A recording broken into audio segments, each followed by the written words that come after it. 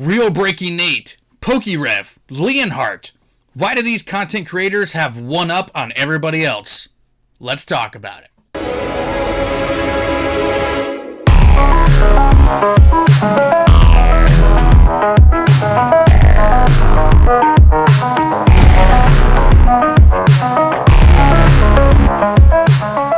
What's going on, everybody? Welcome back to the Gym Leaders Podcast, where we talk all things Pokemon TCG. I'm Travis with TCG Funhouse. And I'm ASX with ASX TCG, ready to talk some content creation with you guys today. That's right, guys. It's going to be a little bit of a different kind of episode. A lot of times we talk about cards in general, set information, artwork, all that kind of stuff. But we're going to dive back into that rabbit hole, which we've been down before, of just general content creation. What makes things tick? Why do certain things work? Why do certain things not work? How come some creators just get every single view possible to where others can't get past the glass ceiling, which is where a lot of us are. Yep. We're also going to be opening some packs later today, so we're going to do a little miniature 3-on-3 pack battle at the end of today's episode. So if you're listening on the audio platform, I apologize. You're going to have to check us out over on the TCG Funhouse YouTube channel to watch me whip some ass of ASX TCG. I don't know, man. These packs feel nice and heavy, so I think I got some bangers here for you This today. one feels light. I'm going to have to switch this one out. These two feel pretty solid, though. But yeah, and then we also got a couple of questions from Q&A from you guys left last time over on the social medias. And if you guys want to be a part of the Gym Leaders Podcast Q&A, please write a question in the comment section below here on YouTube, or you can write us via Instagram, Twitter, or any other social medias that we are a part of. So that way we can get you here on part of the Gym Leaders Podcast and answer your questions. What do you think about the Q&A so far? Are you having fun with that part? I am, yeah. I really like the interaction we're able to have with you guys, by you asking those questions. And you guys have had great questions as well. Yeah, absolutely. Some questions that get me really thinking, so I really do appreciate it. And, just keep them coming, you guys. Yeah, for sure. For sure. But today, we're going to talk about, kind of some topics that are personal. And if you are indeed a content creator, because I do know a lot of small content creators watch the podcast here, and they leave a lot of comments on my channel and stuff like that. So if you are in that realm, this episode is going to be quite a bit for you guys here. Hopefully you're feeling some of the same things that ASX and I feel on a daily basis and enjoy the conversation. So content creation. ASX, before we get into this, I just want to ask you, what do you find being the hardest thing about being a content creator in the Pokemon niche? Oh, man. Not ready. We have not. So I'll tell you this. We have not, I've not asked him any of these questions. I have not done. This is right off the cuff, right off the dome. Yeah. So if this is really going to be like a heart to heart here with you guys. So. Definitely. Yeah, so I think your question was like, what do I find like the hardest parts of content creation? Yeah, I would say, it's being able to compete with all the other amazing content creators out there, because there's a lot of them that make just really, really good content. A lot of people that, should get a lot more recognition than I think that they do. So trying to, just kind of keep up with that and, keep fresh, content coming, is not as easy as I thought it would be. Before I started my channel and I was watching, some of the big content creators, I'm like, oh, I can do that. That's, super easy, whatever. I can figure it out. But, you find out very fast that there's a lot more challenges, than you thought. And, I think the biggest one is, just being able to compete with all the other great, content creators out there. I agree with you. So during my live streams and stuff like that, and I will even get direct messages all the time on Instagram. I'll get emails over to tcgfunhouse.com that just say things like, how do you grow your YouTube channel, right? Because even somebody in my position who we're about to hit 11,000 subscribers here on YouTube, everybody looks at it a little bit differently. Like some people look at that and go, wow, you've grown your channel so much. How do you do it? Right. And then you got other people in a different whole realm who are like, oh, you're only at 11,000 subscribers. You shouldn't have opinion in the Pokemon community, right? So it's so weird how there's this huge spectrum of viewers and people with opinions and stuff like that. It's so strange to me. And, you know, the one piece of advice that I always give is you have to find a way to do a couple of different things here on YouTube, right? And this is just coming from my experience and watching other people who gave advice on how to grow a channel and things like that, and actual statistics and things, you know, as opposed to like, here's just my opinion. So statistically, you know, 70% of people come to YouTube for two reasons, right? The first reason is to solve a problem, right? I need to fix my ice machine because it quit making ice. I need to fix that problem, right? I need to find a way from someone to quit pirating, you know, packages off my porch. There's a problem, right? So like they watch videos on those small niche categories to fix a problem. The second thing that most people come to YouTube for is educational purposes. Right. So like something in our niche would be how to sell Pokemon singles, how to sell bulk, which is always like the number one question that I get, which, how do you sell your bulk cards? I gotta be honest with you guys. I'm not really sure how to make a crap ton of money off bulk cards. I've not figured that out yet. Do I make a little bit of money on my bulk cards? Yes. Am I still sitting on thousands and thousands and thousands of bulk? Absolutely, because I haven't quite figured out the puzzle yet, and some people have. And you know what? The people who've truly figured it out don't share their secret. Because the more people that figure it out, the less that they're going to be able to sell their bulk. So don't expect people to share their bulk information, because if you got 300, 400, 500 people that have figured out how to sell bulk and make profits, guess what? Each one is going to make less profits each month. But don't ask me, because I haven't figured it out yet. Me neither. I know a couple people that have. And they won't tell me anything. So keep that in mind. But those are the two reasons why people come to YouTube, right? So that leaves only 30% of people that actually come to YouTube for entertainment purposes, right? And then if you're making strictly unboxing type videos, you're already neglecting 70% of YouTube viewers. You're already saying that those 70 people who are here for education and problem solving, my video is not for you. So you're already only playing in a 30% niche. And on top of that, how many of that 30% is watching Pokemon content? And then on top of that, how many of that 30% is watching Pokemon TCG content? On top of just video games or any other things, you know, inside of the Pokemon niche, right?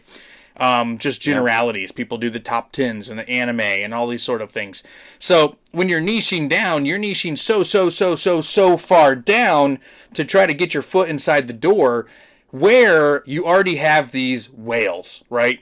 You got Leonhardt. You got Real Breaking Nate. You got Unlisted Leaf. You got all of these people that have 1 million subscribers, 1.5 million subscribers, and everybody's already watching their video, right? PokeRev, who's probably going to be at 1 million subscribers by the end of this year.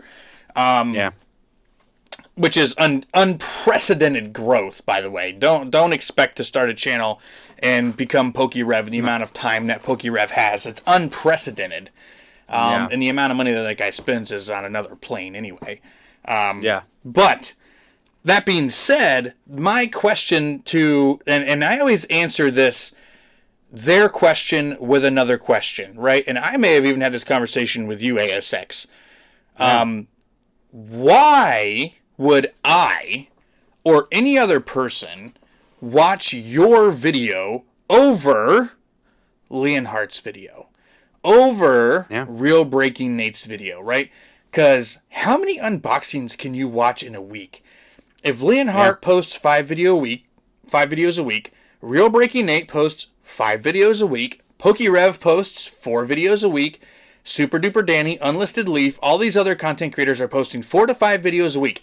How many freaking unboxings can I watch before I'm sick of watching Brilliant Stars packs get open, especially when guys like PokeRev are opening 1,000 packs in one video? I think he had for Brilliant Stars, I think he had we opened 1,000 packs or something like that.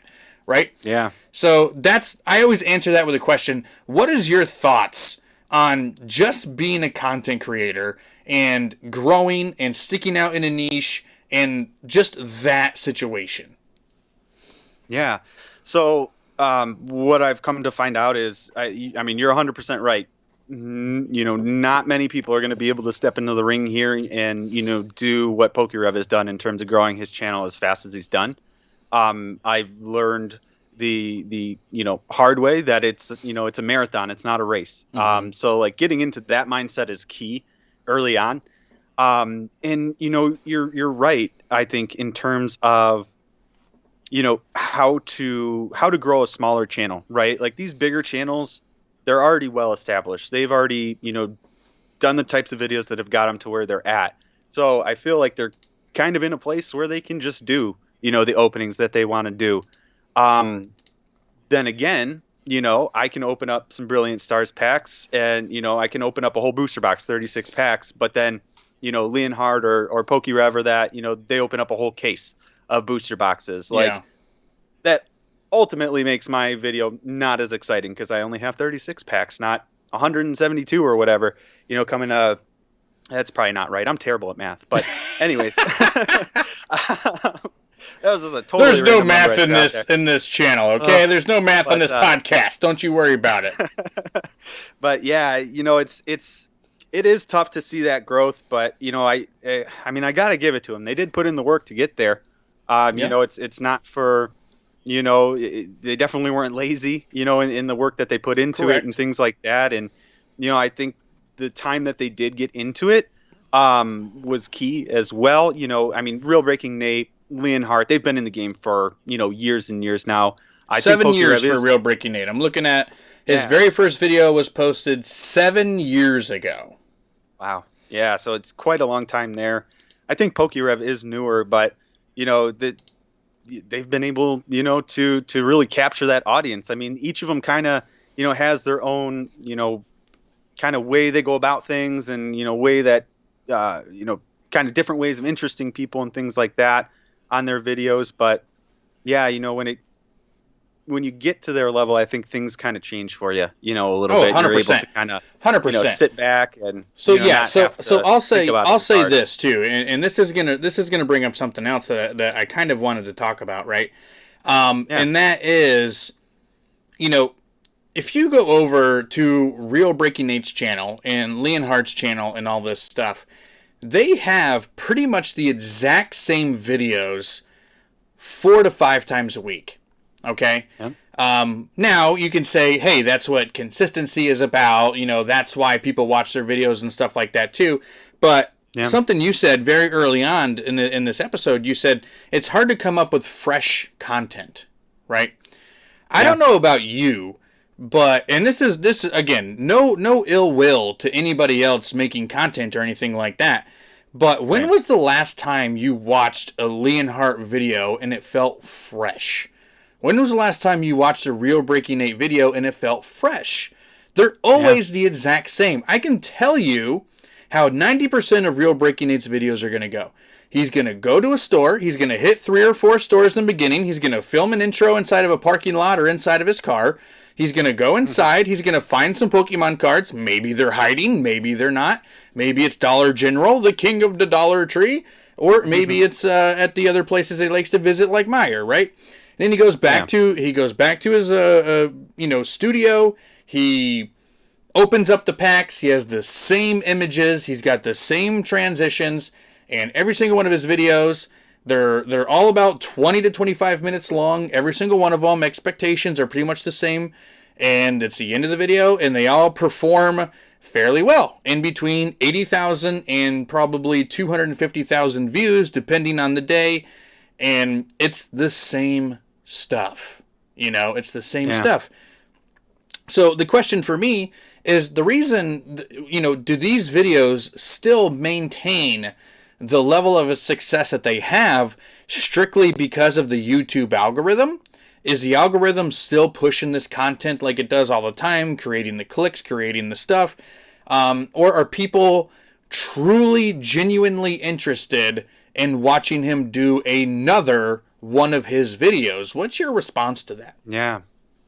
Yeah, I think I think with the bigger creators, it's almost like you know what you're going to get, right? Yep. So, I feel like the opportunity for the video to be disappointing is less because you already have this perception of Very what good you're going to point. get, Very good point. in these videos. So I think that actually does have a big thing to do with it. Um, yeah, of course, they're getting the algorithm hits. Yeah, I mean, go ahead and go search Pokemon, just Pokemon on Yeah. YouTube, and see who pops up. So yeah, the algorithm is definitely a part of it. They're big creators with big, subscriber bases. They're definitely going to get pushed more. That makes sense for YouTube, right?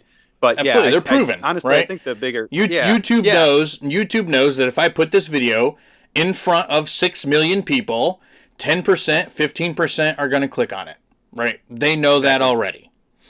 Yeah, yeah, and I think, like I said, a big part of that is because people know what they're going to get on those videos, and that may be why, they're so consistent in those types of videos that they do. Because all the big creators, I'm noticing, more and more, and maybe it was like this in the past, and I just didn't really notice before. But yeah, I mean, they kind of follow the same formula, all week for their videos. But Mm-hmm. is Consistency. that something that I'm not going to click on? No, I'm still going to click on those videos, because I enjoy it. I know what I'm going to get with those videos. So Yeah. So how I feel about that. as a content creator, what is your hold on, I'm just looking up someone else right here now too. As a content creator, Yeah.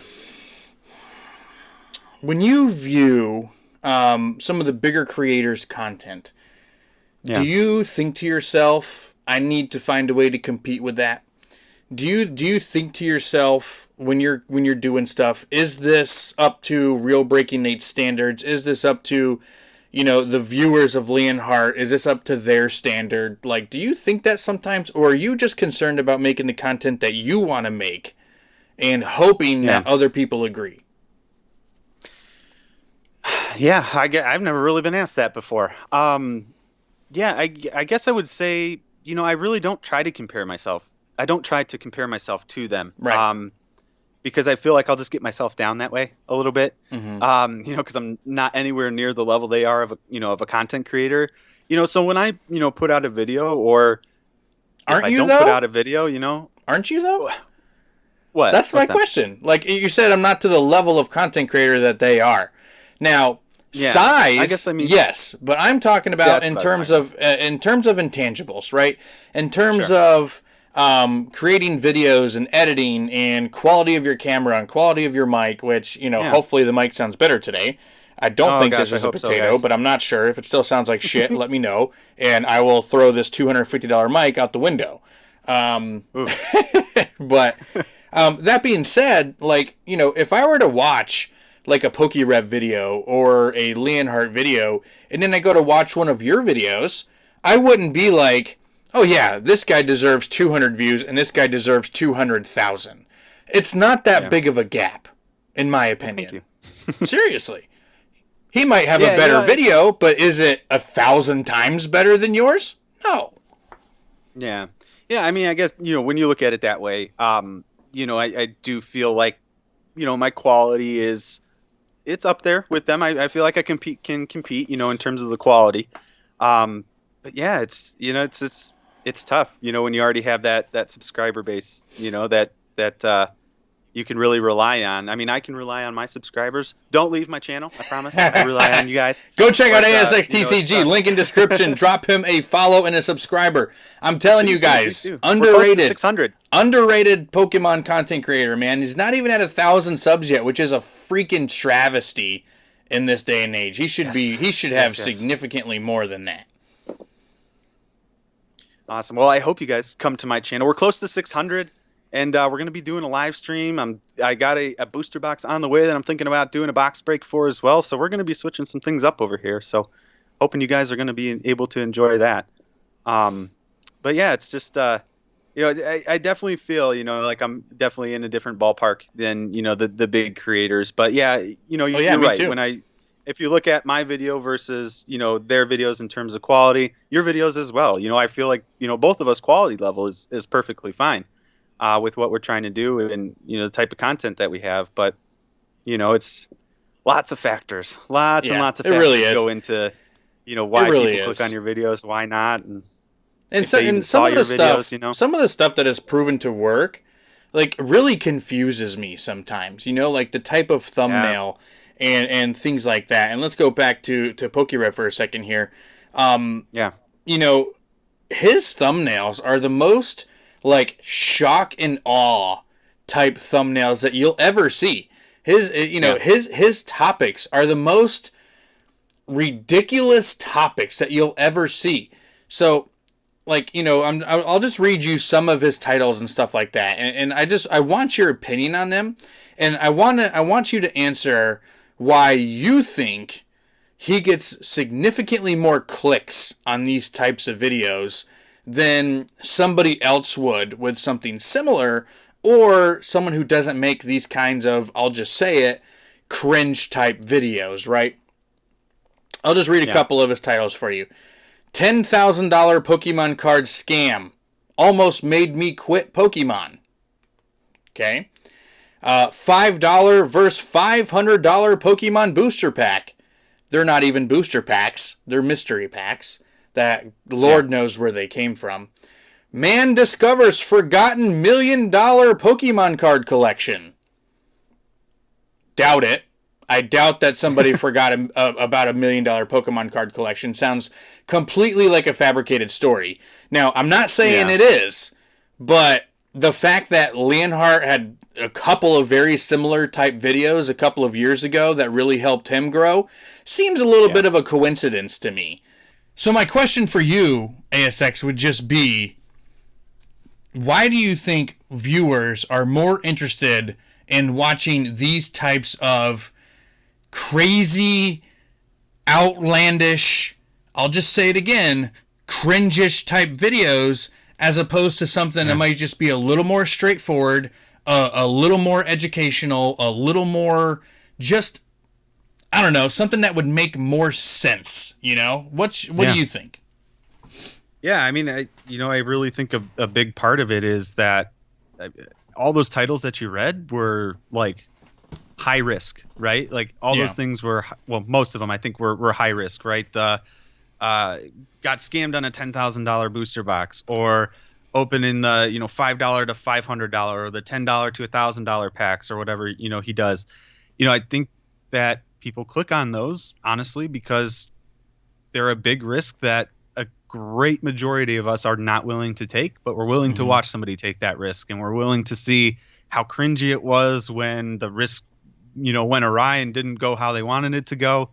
We're interested in Pokemon scams are huge, right? Anytime there's a Pokemon scam video that has to deal with like a base set booster box or one of those vintage booster boxes, I mean that's going to get clicks left and right because it was a high risk type of Logan thing. Paul. And I think exactly, and I think that it's just that also kind of leads to why they get more clicks versus why we don't get as many clicks. I feel like, in my opinion, I can't do those super risky type videos. I mean, that would be like a massive risk for me. Whereas for those types of creators that are making a lot of money on those videos as well, you got to remember that they're making a bunch of money on those videos. Oh yeah. I can't keep up with that. I was scammed out of unboxing a fake $10,000 is almost at 2 million views.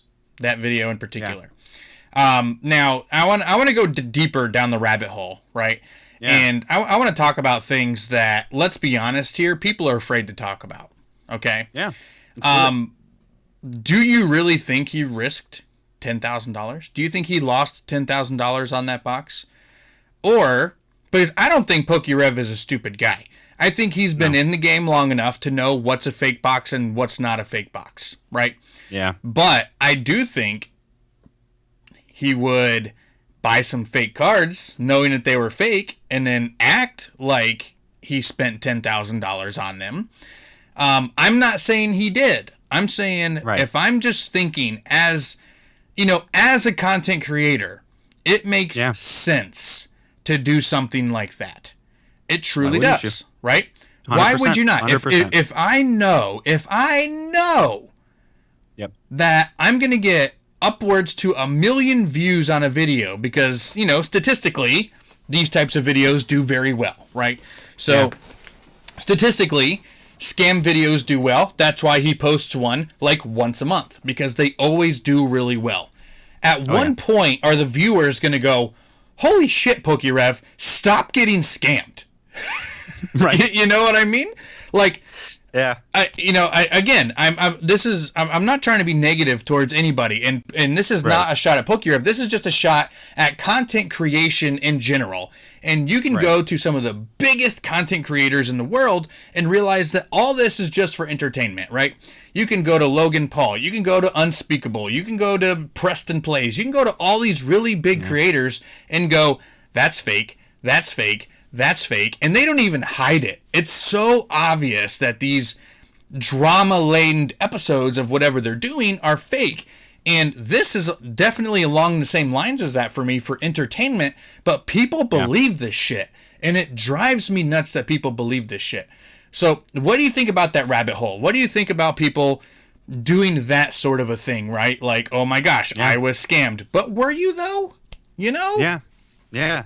No, honestly, it's not something that I really thought about before, but it's a point I can't disagree with by any means. I mean, if I was in that position and I knew I could, even if it was $10,000 and I knew it was fake, if I could buy that and know I was going to make my money back plus way more on, just the ad revenue or whatever from that video, then why wouldn't I do that? I mean, that's a business move right there. That's a money making move. Like anybody that runs their own little business is going to do that. That's it. It's a business. This is their business. Yeah. This is what they do. And we've talked about it during the Leonhardt videos. This is Leonhardt's business. Yeah. So when they make these types of things, these videos, these events, all these types of things, they're all business moves, right? Yeah. Do you think that a part of that is tricking their audience, though? Well, I mean, when we talk about it like that, I mean, it does kind of seem deceptive, in a way.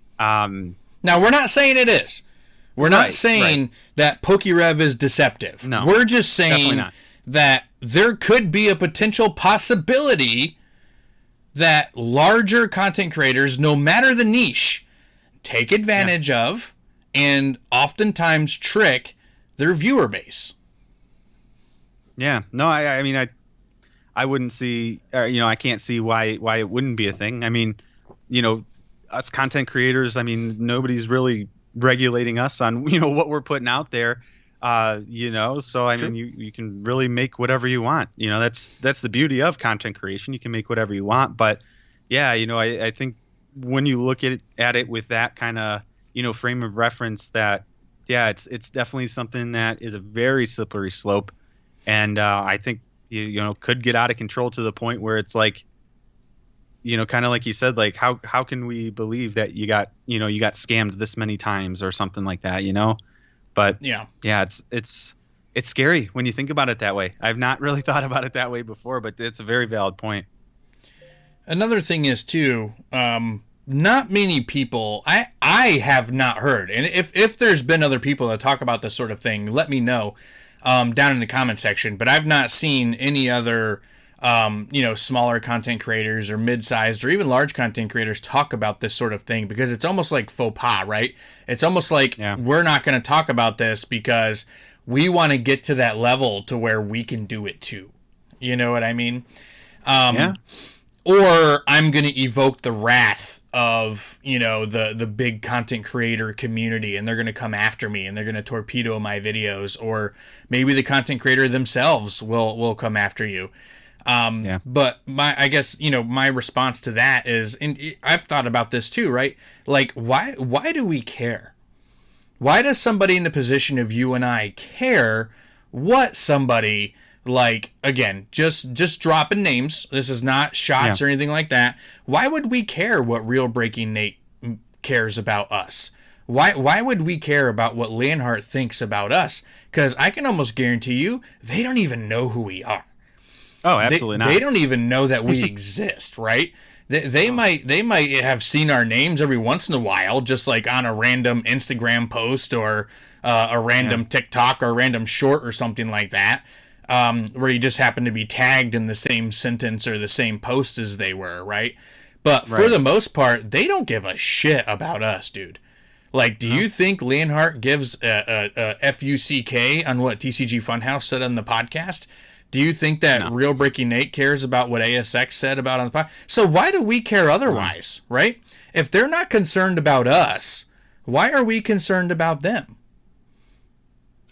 Yeah, you're just trying to think about kind of what the grand census would be. I mean, I guess it's just because, I mean, they're held up on a pedestal. It's tough, right? I'm digging deep on this one, bro. Yeah, but I hope you're not too uncomfortable because I'm just going, bro. Not at all. Okay, I'm just going. Not at all. No, it's all good, man. It's all good. Yeah, but we put them on a pedestal. I'm not gonna lie. I've definitely thought about all those top content creators that way myself. I have. I think 100% I have, dude. When I first started in the game, bro, I wrote them DMs. I sent them packages, all I want is a name drop on their channel, dude. Like, I want them to know who I am. Like, oh my God. You know how many times they've replied back to me? 0. Oh, that's so sad. 0. I'm so sorry. Probably. Oh, I don't give a shit. But but back then I did, 2 years ago, 2.5 years ago when I first started, like because you're under this impression that these are these nice guys. You're under this impression that, oh man, they really care about the community and they care about all these things. And they might care about the community. And they get flooded with so many DMs and so many comments in their comment section. They just don't have time for everybody, right? Oh, yeah, but easy. I'm not saying that they are intentionally neglecting TCG Funhouse or neglecting ASX TCG or anybody else for that matter. They're just too busy. But why do we care what they think if they don't even know we exist? How many times have they tagged you in posts? How many times have they liked one of your videos, left a comment on your videos? They don't. Because they've reached that level to where they don't have to anymore. So why do we still do those things on their videos, and why do we care about what they think? Yeah, I guess it's just the hope that maybe one day they will care. Maybe one day but why? What does it matter? What does it matter? After 3 years, I don't know, man. After 3 years of me posting content, I have 10,000 subscribers. After a year and a half of you posting content, a year of you posting content, you got 600 subscribers. What the do we care if they finally give us their thumbs up or their stamp of approval? In the end, it really shouldn't matter, right? I mean, if you think about the Real Breaking Nate videos, I mean, all the time in his videos, he's always about like, be yourself, be you, don't be afraid to be you, and things like that. And I think we forget about that, a lot of times. And if we focus on just being ourselves and being making the content we want to create, then that kind of goes out the window. You're not really thinking about that anymore because what does that matter? You're thinking about you and being yourself and everything. Yep. So. Yeah, I feel like that's, just a big thing that we always kind of forget. And this even kind of like goes beyond like the big content creators too, right? Like there's a lot of medium-sized content creators that, I guess you can say have a stroke, right? Like they have some stroke in the community or, maybe they will respond to your DM or they will tag you in a post. Okay, they're not going to tag you in a post, but maybe they'll reply to a comment that you do or something like that, right? Yeah. But, and then it just comes down to the same thing, right? Like, sometimes you do get worried about like, oh man, what's the response going to be from some of these people who, maybe have 35,000 subs or 70,000 subs, right? To where obviously they're not in the stratosphere of the big ones that we were talking about before, but it's the same ideology. It's the same, why do I care? Or, like, why do I have to go make sure that I like a post from somebody and leave a comment on their stuff if they're not going to do the same for me? Like, why am I supporting these other creators who just take my support and run away? And then they can't reciprocate. I understand that that's not the goal of being a supporter, right? It's not like, oh, I'm only going to support you if you support me. But in terms of, like, when you think about it, because as a content creator, it is very, very stressful when you don't get the growth you're looking for, when you don't get the response on a video that you're looking for, and you dwell on it, right? You sit there and it turns into like dark times, and it's just like, man, and you're checking your YouTube studio 3-4 times a day, seeing how many subscribers you picked up, how many more views you got on that video that you just thought was amazing. You know who hasn't watched that video? The other mid-size, content creators and all that other stuff. And it's just crazy, man, that we put ourselves in this position. And I'm speaking from me personally. Like, this is, I'm talking about in generalities too, but a lot of this stuff, guys, is my experience, And, if this is coming off as, I hope it doesn't, but if this is coming off as like whiny or something, like, let me know. Like, does this sound whiny? I'm asking you, ASX. Oh, I'm sorry. I thought you were asking. I'm asking for comments or something. No. I'm asking them. I am fishing for comments. Comment below. But I want to know from you as well. Yeah. No, I don't think so. I mean, definitely some of this stuff probably could be seen as that, but I mean, we're not like I don't feel like it's like a woe is me, like it could be like definitely. This for us, but we're not getting all this, we're definitely not trying to come off that way by any means, and apologize if we are. But no, I think we're just bringing up some stuff that people don't really talk about too often. Well, I think a lot of people feel this way. I think a lot of people feel this way, and they just don't want to talk about it, for whatever reason, but sometimes I think it's okay to talk about it. It's like therapy, bro. It's like therapy. Yeah. Like we were talking before about how many people around us that are because I was telling you, like, and I'm just being straightforward, like, I'm getting kind of burnt out, I'm getting kind of burnt out, constantly thinking about the YouTube game, constantly. It's such a life dominating thing, because not only do you have to worry about recording, editing, posting videos, which all takes time, but you have to worry about, marketing your videos on all of your social medias. You have to keep up with Instagram and Twitter and Facebook, and you have to keep up with, if you have other things like Patreon, I have to keep up with Patreon, and all of these things encompassed into one, right? And especially if you're trying to give back to your viewing community and your supporters, like you're trying to reply to every single comment that you can. You're trying to appreciate every single comment and every like that you get and every DM that you receive. You want to try to reply to everything that you possibly can. It's a life encompassing thing. And I do get that we choose to do this, right? So I'm sure there's going to be someone in the comment section that's like, well, it's part of the game, man. Like, if you don't want to do it, then get out of it, Right. Of course. It's something that is okay to still talk about. It's not like we can't talk about it. And if you're one of those people that's like, oh, you just sound like a whiny bitch, then get the fuck off my channel. Go away. Go away. You don't have to watch You don't have to be here. You don't have to listen to the podcast. You don't have to watch it. You don't have to do any of that shit. I'm not going to kiss your ass. I'm not going to give you an explanation on why I'm opening up and talking to you guys at my podcast this way. It's my damn podcast, and it's ASX's podcast, right? It's what it is. If you don't like it, get the fuck out of here. So I agree. But so that's that. But I want to circle back to something real fast. When we were talking about earlier on how potentially larger content creators, I don't want to say take advantage of, right? But sometimes they do take advantage of their viewers and their supporters, or like we were talking, trick them, right? So I want to bring up something to you, and I want your opinion on this 1,000%. Yeah. What do you feel about people like Leonhardt and PokeRev creating these mystery packs and selling them for an absorbent amount of money, fair well knowing that 99% of those packs have like $20 worth of product inside? To where like 1% of them might actually have like $500 or $1,000 worth of stuff. Yeah. How do you feel about that? It's 100% a business move. Like, correct. 10,000%. I feel like, I mean, I'm not going to say it was a bad idea by their part. I mean, I feel like they both have the name. You know, they both have their strong names in the community and would be able to sell those. I know they sell out Oh, like easy. Within super minutes, they fast. probably sell out. So I mean, I can't really knock them.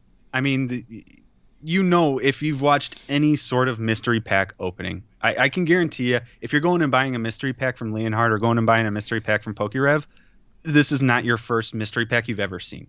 So you know how mystery packs go.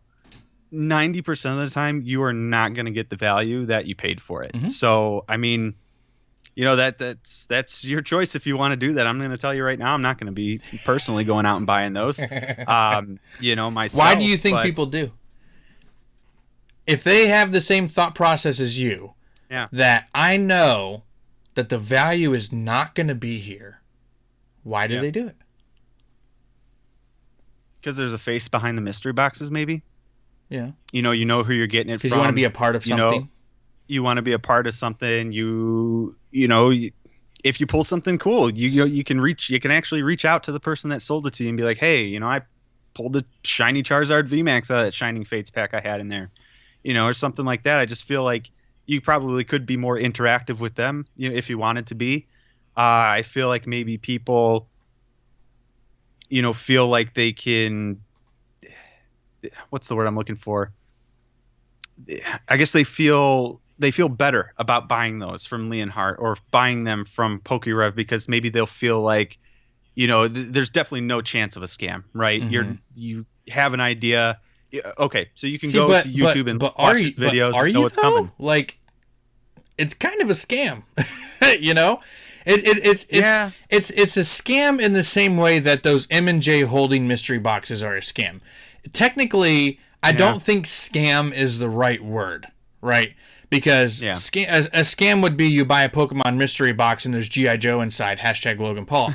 That's a scam. Right. That's fraud. Yeah. You know what I'm saying? Yeah. This is more of, I'm going to spend $10,000 to fill 1,000 mystery boxes, but I'm going to sell those 1,000 mystery boxes for $50,000. I mean, it's pure profit on their part. Oh, and in return, because you're buying it from me, I'm going to throw in an autographed card, or I'm going to throw in one of my gold-plated printed cards out there, right? And, like, that's the kind of stuff that, like, kind of, like, I don't know, because, again, they're not technically scamming their viewers, but they are intentionally giving them a product that 95 to 99% of people are not going to get their value back in return. They're not. Yeah. I mean, if you look at it, I mean, isn't that kind of what Pokemon cards is in general? Right? It's kind of what Pokemon is, right? I knew that was going to come up. Are they really doing anything different than Pokemon putting out a new, you know, Pokemon V box that has 4 packs in it or whatever? That the packs that are coming inside there, but the chances are no better than if you bought a mystery pack from those guys. So yeah, absolutely. I don't know. Absolutely. Mystery boxes are a weird thing to me. They really are, because it's almost like you would almost think that they shouldn't be able to, like, sell licensed product. You know what I mean? Like, they shouldn't be able to not tell you exactly what you're getting. I'm not sure what the laws around that are, but it just seems a little bit weird to me, you know? Like, there's kind of a reason why Pokemon themselves don't really sell a mystery box. You know exactly what you're getting. They can be different cards inside, but you know exactly what you're getting. To where, like, mystery boxes from these creators, or even these small sellers online, it's not just the creators. It's people. There's people all over eBay. You find them all over and eBay. Mercari and all these other things are just like, you never know what you're gonna get. Woo, 17 Pyroars, baby, yeah. You know. Exactly. It's just weird. It's just a weird thing. But yeah, technically, you're not wrong. It's just, you know, Pokemon packs are a gamble every single time you open one, just like buying these mystery packs. So, it's just an opinion thought that I wanted to get your opinion, and I want to get everyone else's opinions down in the comment section below as well. But we need to get to these packs, man. We're getting to the point where we got to get to these packs. So we're going to do this little pack battle right here. We're just going to open 3 Brilliant Stars packs. I got Shaman, Charizard, and Whimsicott here. Ooh, I got 2 Whimsicots and a Shaman. I'm gonna make a Shaman sandwich here. So I've not pulled any of the Charizards or any of the Chase Charizards. I've pulled the full art and the regular V. I'm gonna do Shaman first. You rip yours the same time I rip mine. All right, cool. And I'm looking for obviously the alternate art Charizard or the Rainbow Charizard. Nice. Is what I would be looking for mostly. And I've not. Yeah, I'm also looking for those. Are you doing a card trick or no? I did the card trick, yeah. Okay, cool. Let's see if I can get the camera to focus here. Okay. Yeah, I got to do that too. I'm not going to read all the names off because then it would just be us talking over each other. But let's see. Yeah, true. I also wouldn't mind a nice character rare. You know, maybe an Umbreon VMAX character rare would be nice. I got 2 of them. I wouldn't mind a third. It's a beautiful, beautiful card. Let's see. I feel like I don't pull a lot of the trainer galleries. I felt like those were going to be way more common than I'm getting here. Yeah, nothing there. Oh man, we could be setting you guys up for the worst pack battle in history. Charizard pack art right here.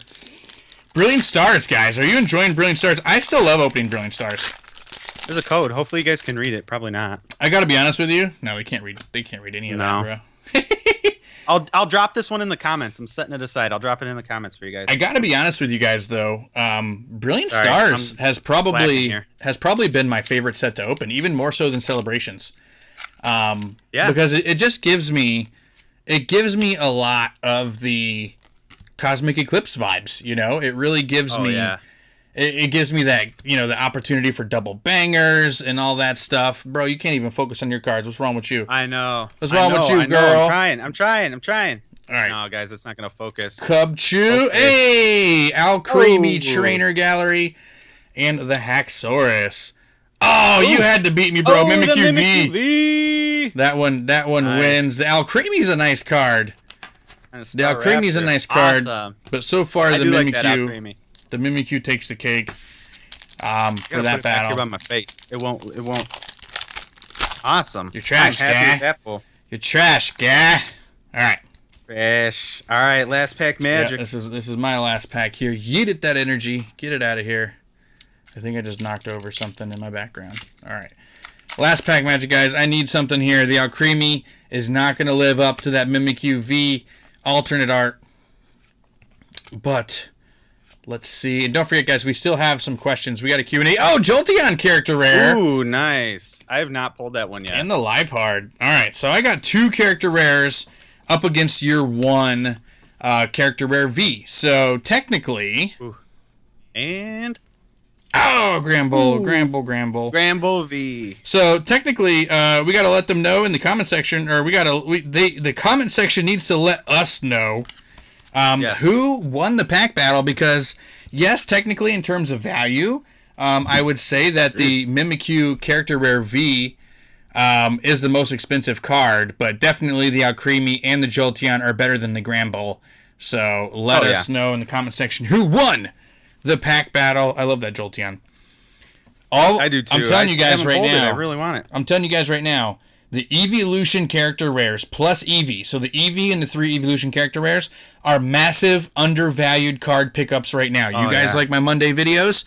Pick them up. They are all under $5. The Eevee is like under $3. Make sure you guys pick some of them up when they're at that low price point, because they're going to be huge cards down the road. I mean, they're not going to be hundreds of dollars, but they're definitely going to be closer to like $15-$20 in a few years than they are 3. Oh, just definitely. Like the Pikachu. The same thing happened with the Pikachu. You could get that for like $3-4 when Cosmic Eclipse came out. Now it's like $35. So yeah, man, I wish I picked up a bunch of those Pikachus back then. Me too, man. I sold mine. I sold like 6 for like $5. I want to go back in time. Oh no. We got a couple of questions we're going to get to. Again, guys, if you want to be part of the Q&A, leave a question down below. But right before we do that, make sure you guys check out every single Friday, guys. Every single Friday here on the TCG Funhouse channel, we are doing a live stream box break revolving door pack availability. So, right now, Vivid Voltage, Darkness Ablaze, Fusion Strike, Brilliant Stars, Battle Styles. I was like, there's one more. Battle Styles are all available up on the site right now for the box break. Or I have a mystery option where if you don't know which pack you want to get, you can order mystery option. I spin my little wheel, and that's the pack that you get. which a lot of people have been choosing that. They think it's super, super fun. Yeah. And for the first time this week, Japanese packs are up as well, and the Japanese packs are only $4 per pack as opposed to $5 because you're not guaranteed a rare, and there's only 5 cards per pack, I believe. So they're a little bit on the cheaper side.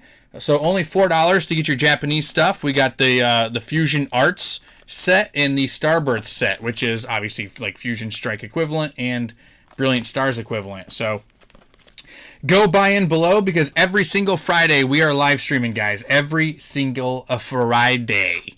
Are you going to be? Last Friday was an absolute blast. It was insane. It was 4 hours. We pulled the Espeon VMAX alternate art from Evolving Skies. We pulled the Charizard VMAX from Darkness Ablaze. We pulled the Gold Arceus V-Star from Brilliant Stars. It was an amazing. Full art Pikachu was pulled. It was an amazing, amazing time. Sylveon VMAX character rare. Crazy, crazy hits the whole time. It was bananas. It was absolutely bananas. Yeah, and it was really fun to hang out with everybody in the chat. That's the best part. I definitely, hang out in the chat as long as I can. 4 hours is a long stream. I couldn't hang for the whole 4 hours last time. But yeah, it's so much fun hanging out. It typically won't be 4 hours. It'll typically be closer to like 2.5. So yeah. All right. Yeah, you had a lot of packs to get through last week. So here's a couple of questions that we got. We're gonna try to get through with them a little bit quicker. So let's not do like super long explanations. First one, over on Instagram, from Doug. What do you think will be the best modern set for a sealed collection? ASX, you go first. Ooh. Oh, man, that's tough. Because we've had some really awesome sets here recently. True. And, man, I think I'm going to have to go with what might be the obvious one right now. And I think I'm going to have to go with Evolving Skies. Okay. Partly because it's got so much value in it right now. And I don't see that value like falling off of a cliff. With all the evolutions in there, a bunch of just amazing Pokemon in that set. I really do think that is probably going to be the set on top in the long, closely followed by Brilliant Stars, Celebrations, and yeah, I think those are probably really three. The only three. Yeah. If we're being fully honest right now, those are the only three that I would really focus on as well. I'm kind of in the same boat as you. Evolving Skies, Celebrations, and Brilliant Stars are the three that you want to add to a sealed collection right now. I do think that Darkness Ablaze could be a sleeper, and Vivid Voltage could be a sleeper as well, simply because Darkness Ablaze is anchored by Charizard, which means sealed product for that always does a little bit better. Just look at Burning Shadows and Unbroken Bonds compared to other Sun and Moon sets. And then also Vivid Voltage, because of that Rainbow Pikachu being a massive chase card for collectors, and it always will be a massive chase card for collectors. So those, I think, are kind of like the B tier, to where Evolving Skies A+, Celebrations A+, and Brilliant Stars as an A is kind of like where I'm sitting. I think Evolving Skies and Celebrations will go hand in hand, because even though Evolving Skies has the better hits, the better cards inside, Celebrations has more in terms of nostalgia. 25th anniversary, it's a subset, reprints. There's a base set Charizard reprint inside, and it's going to be harder to get your hands on, as opposed to Evolving Skies packs still could find themselves in collection boxes and collection tins next year, even, to where Celebrations is only in Celebrations product, period. So that's why those are both the A+ for me. That's my response. Next question, YouTube comment. Do you think the alternate arts will be a good investment? Over from Sarah. Go ahead. Yeah, no, I definitely do. I love the alternate arts. I think it is a fantastic idea that they decided to do that. I know we've had alternate arts before in the past, but I think they really, really hit it hard here more recently. And yes, I definitely think they are going to be cards that you're going to want to have in your collection for the long term. They're very unique. There's no other cards that are like that in the sets that they're in. Yeah. And they're just absolutely beautiful artworks. I mean, hands down, I don't think you could really say that, any of the, well, maybe like the Sandaconda alt art or something, the Greedent. You can't really say the Greedent. You can't really say the alt arts, aren't beautiful cards. But, I definitely think all of the evolutions, the Charizard V alternate art, probably the Arceus too, Right. are going to be favorites. ones that you are exactly Gengar. The fan favorites are definitely Gengar, Mew. I was going to say Espeon, but that's part of the evolutions. It is. It is. Yeah, I think they're absolutely going to be winners in your collection if you're keeping them for the long term. I agree with you, but my response is going to be it depends on how long they print alternate arts. If alternate arts just becomes a new standard, right? So like if they continue to print alternate arts for the next 5, 6, 7, 8 years, and it's just a new standard in the Pokemon TCG, I can definitely see some of these cards coming down. If alternate arts is just kind of this generation's tag team cards, to where halfway through the era they decided to print alternate arts, right? And then when Generation 9 comes, they drop alternate arts altogether. Then yes, alternate arts are going to be a massive, massive, massive addition to your collection, as I think some of those like full art tag team cards are, and those alternate art tag teams specifically from like Unified Minds and Cosmic Eclipse. Those are massive investment pieces in my mind as well. And technically, they put the tag team alternate arts as like promo cards and stuff, to where this era they were like, no, these are going to be the chases, pulls. Yeah. So that was a good decision by them. They will always be a good choice in my opinion. They will always be a good choice. But if they stop printing alternate arts and they move on to something else, they will be even more lucrative at the end of the day. I agree with you. 100%. So that's it, guys. That's our episode for today. Thank you so much for hanging out with us. Let us know in the comment section what you think. It was a very spicy, it was a very personal conversation that I believe a lot of people try to avoid. I've seen comments down there that you guys tend to appreciate when we have these conversations that most content creators won't touch with a 10-foot pole. And this could be considered an episode where we're just, specifically me, getting stuff off of my chest, telling you guys how I feel. I've been burnt out a little bit on YouTube. It's been getting more difficult lately to totally be consumed by the algorithm and be consumed by social media. So who knows what's going to happen from all of that. But I appreciate you guys putting up with my nonsense and the bullshit that comes out of my mouth on a pretty frequent basis. But you guys know that we can't get out of here without ASX saying one last thing. Yeah, so I want to give you guys a tip. If you watch my channel, if you follow me on Instagram, just a tip. Just want to give you the tip. Anyways, so if you guys follow me there, I've been more recently liking to put out content where I, tell you where I'm finding deals on Pokemon cards, where I'm finding Pokemon cards even. Love that. And today, I just wanted to let you know where to look in Target that is not in the normal spots that you might be looking at. So these packs that I just did the pack battle with, I did not find in the card section. I did not find in the toy section. I found these in the seasonal Easter section, hidden back in the corner. I know, right? That's the face I had in the store as soon as I saw them. Because I was looking for Reese's eggs, because I love Reese's eggs. Dude, and I happened upon those. And definitely go look in that seasonal section, because I can tell you right now, I don't know if it's just around this time of year, but I could tell you last year in the exact same spot, I also found Pokemon cards back when you could barely find any cards on the shelves. It's a good Easter basket piece.